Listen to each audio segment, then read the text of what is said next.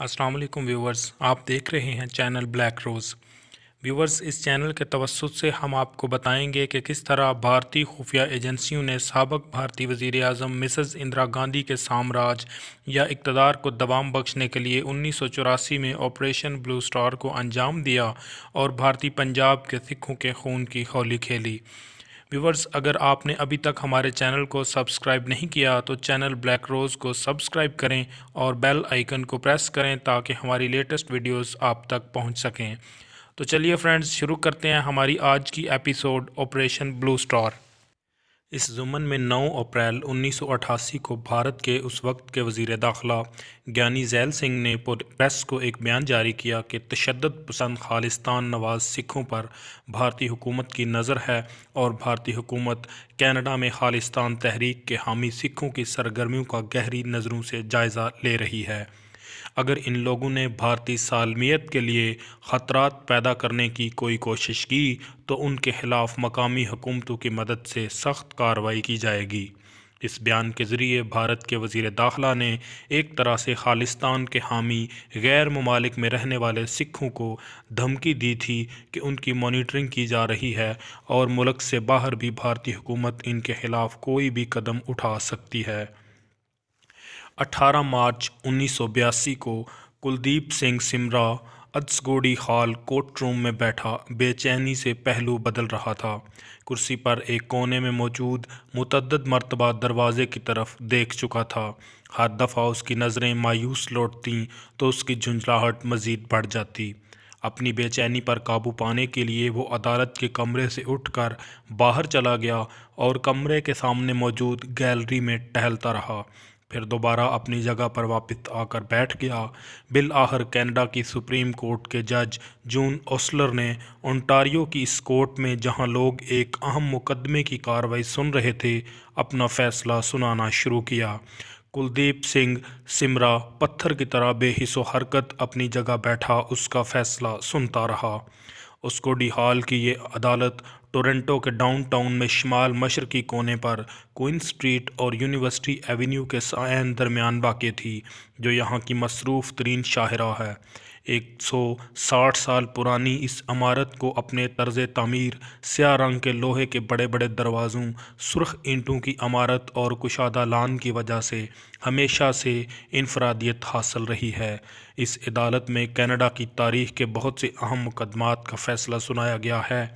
अदालत के मुख्तलिफ़ कमरों में काबिल एहतराम जज साहिबान पूरे अदालती वक़ार के साथ बराजमान मुख्तलिफ़ मुकदमात की कार्रवाई सुनने में मसरूफ़ थे। यहाँ किसी हंगामा आराई का तस्वुर ही माहौल था और 1982 में गिनती के चंद कोर्ट कांस्टेबल बिल्डिंग की हिफाजत पर मुतय्यन थे।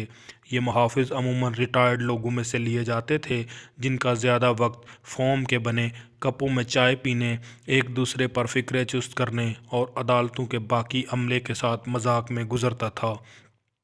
इन लोगों ने कांस्टेबल्स की वर्दियां तो पहनी हुई थीं, लेकिन इन लोगों के पास असलहा नहीं होता।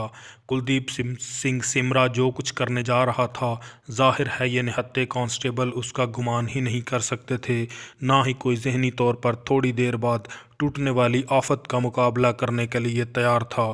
सिमरा ने इस अदालत में पेप एवेन्यू गुरुद्वारे में होने वाले इंतखाबात को रोकने के लिए दरख्वास्त गुजारी थी।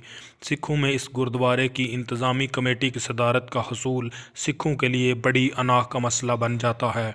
इसके लिए लोग ताकत और दौलत का भरपूर इस्तेमाल करते हैं। सिखों में गुरुद्वारे में होने वाली सियासत हालात की काया ही पलट कर रख देती। कुलदीप सिंह सिमरा ने गुरुद्वारे का कंट्रोल संभालने के लिए सर धड़ की बाजी लगा रखी थी। इसी रोज़ जज ओस्लर की दूसरी मंजिल पर मौजूद अदालत के कमरे में बहुत कम लोग मौजूद थे।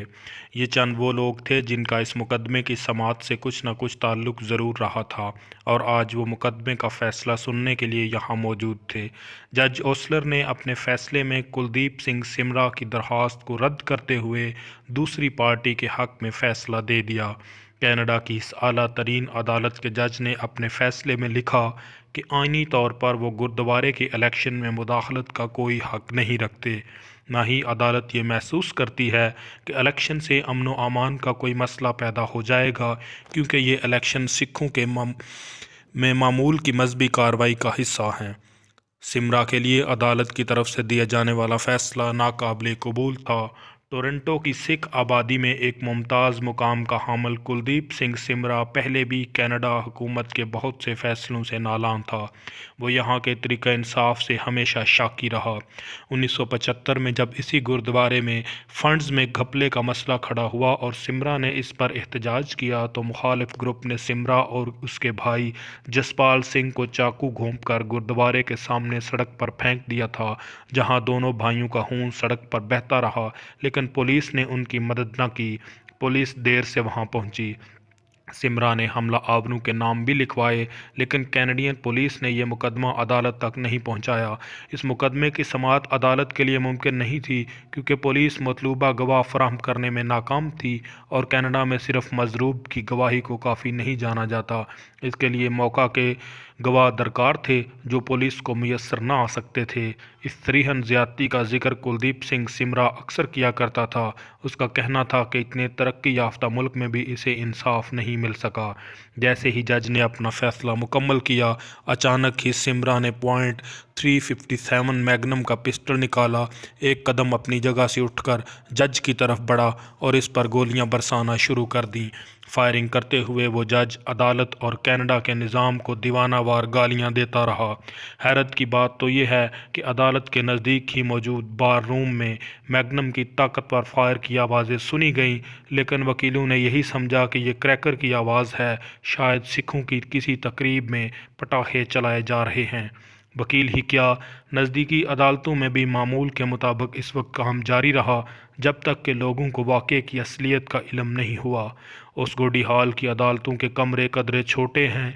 यही वजह है कि पहले दो आदमी जो सिमरा की गोलियों का निशाना बने, उनका सिमरा से फासला बमुश्किल 2-3 गज था। मरने वालों में पहला तो फरीक मुखालिफ का वकील ऑस्कर बोनिका था और दूसरा भूपिंदर सिंह पुन्नू था। पुन्नू साबका पहलवान और अब ट्रक ड्राइवर था। सिमरा का मुखालिफ और खासे असर व रसूख का हामिल। उसे सिखों में एक मजबूत शख्सियत की हैसियत से पहचाना जाता था।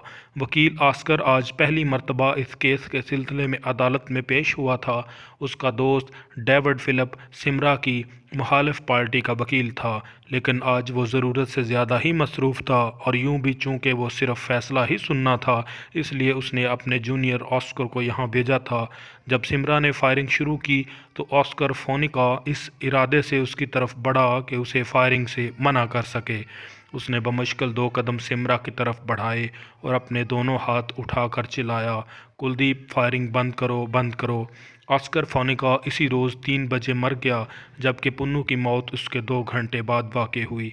पुन्नू अपने एक मुकदमे की पैरवाई के सिलसिले में आया था।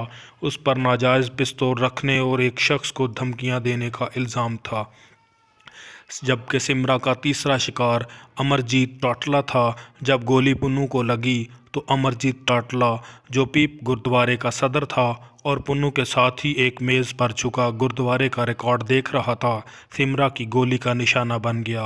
वो मुंह के बल ज़मीन पर गिरा और यही अमल उसकी सलामती का बायस बन गया। बरवक्त तिब्बी इमदाद ने उसकी जान बचाई, लेकिन अमरजीत आज तक इस हादसे को फरामोश नहीं कर पाया। ये खूनी ड्रामा चंद सेकंड में अपने अंजाम को पहुंच गया। सिमरा अदालत के कमरे से निकलकर बाएं हाथ सीढ़ियों की तरफ भाग गया और कारपेटेड सीढ़ियां उतरकर नीचे पहुंच गया। यहां से उसने एक बगली दरवाजे की तरफ दौड़ लगाई, जहां पार्किंग में पहले से एक कार सिमरा की मुंतजर थी। सिमरा जैसे ही कार की पिछली सीट पर बैठा, पहले से स्टार्ट कार के इंजन हरकत में आए और दूसरे ही लम्हे कार क्वीन रोड पर भागने लगी। ये उसकी आखिरी झलक थी जो देखी गई। उसके बाद किसी ने आज तक सिमरा को नहीं देखा। पुलिस को इस बात का यकीन है कि .357 का ये मैग्नम पिस्टल जो सिमरा ने इस्तेमाल किया, उसी दिन अली सुबह एक मकामी सिख ने उसे फराहम किया था, जो बिल्ला के नाम से जाना जाता था। बिल्ला सिमरा के साथी नौजवान सिखों में शामिल था। ये वो लोग थे जो सिमरा के इशारे पर कुछ भी कर गुजरने को तैयार थे। यही वो शख्स था जो कार समेत बाहर सिमरा का मुंतज़र था ताकि उसे फ़रार में मदद फराहम कर सके और महफूज ठिकाने तक पहुंचाए। पुलिस आज तक बिल्ला को गिरफ़्तार नहीं कर सकी क्योंकि मामूनत जुर्म को साबित करने के लिए भी उन्हें सिमरा को अदालत में पेश करना होगा। बिल्ला ने अपनी कार में सिमरा को पहले से तयशुदा मंसूबे के मुताबिक टोरंटो के मगरबी हिस्से में एनोबी कोक्विना इलाके के बेलोरेज एवेन्यू के एक कंपार्टमेंट में पहुंचा दिया। यहाँ की बड़ी बड़ी बिल्डिंगें पनाह गज़ीनों से अटी पड़ी थीं। पुलिस को इल्म हो गया कि सिमरा ने यहाँ पनाह ले रखी है। इस इलाके पर छापा मारा गया, लेकिन पुलिस की आमद से 15 मिनट पहले ही शिकार उसके हाथ से निकल गया। बाद में पुलिस को इल्म हुआ कि सिमरा इस बिल्डिंग के एक अपार्टमेंट में दाखिल हुआ और थोड़ी देर बाद दूसरे में मुंतकिल हो गया।